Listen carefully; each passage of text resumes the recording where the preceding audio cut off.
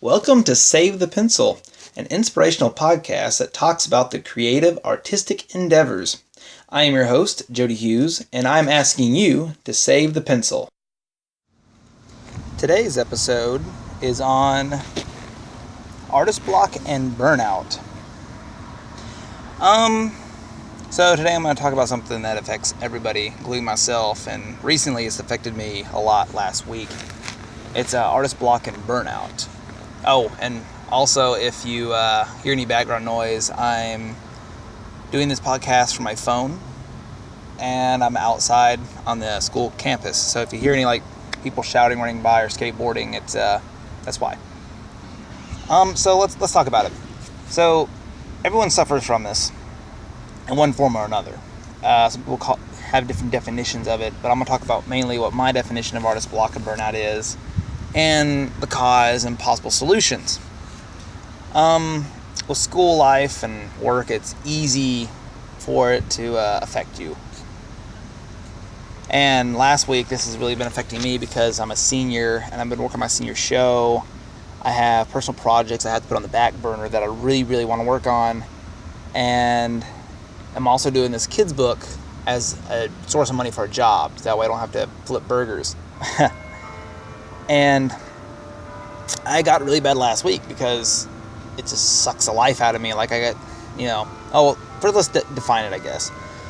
I define burnout, artist block. Let's do artist block first. Artist block, I define it as you want to draw something, but you don't know what.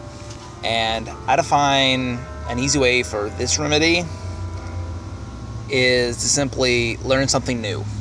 It's if you need to find inspiration. That's the solution for that one.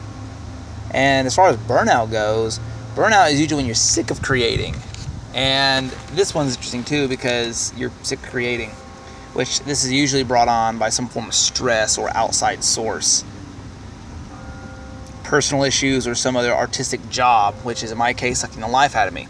I have a lot of personal artwork I want to work on, but due to the kids book, I have to use all my problem solving skills and mental bandwidth really on that job. So when I get home, I don't have anything left over for my personal projects.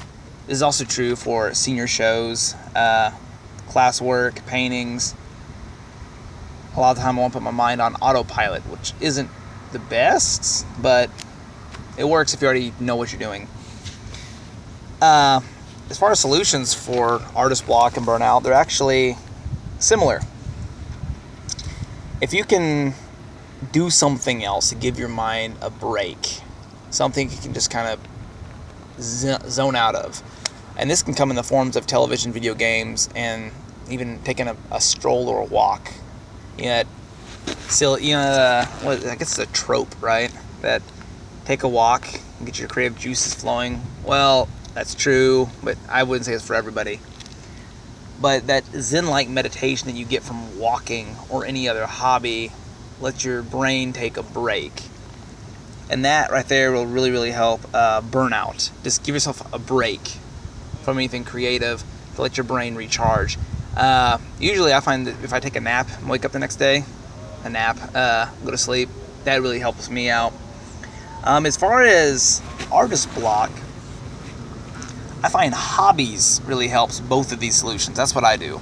I have several different hobbies that inspire me, enlighten me, might teach me something new. Like personal hobbies I brew beer. I write short stories from time to time. And watch TV and play video games for the most part. And I like listening to other podcasts. This helps give me other perspectives and new insights, which really makes you a well-rounded person, I think. So I like to talk about the importance of hobbies in a later episode. And I think if you have a hobby that you can fall back on that is relaxing and personal, this can actually combat both art block and burnout.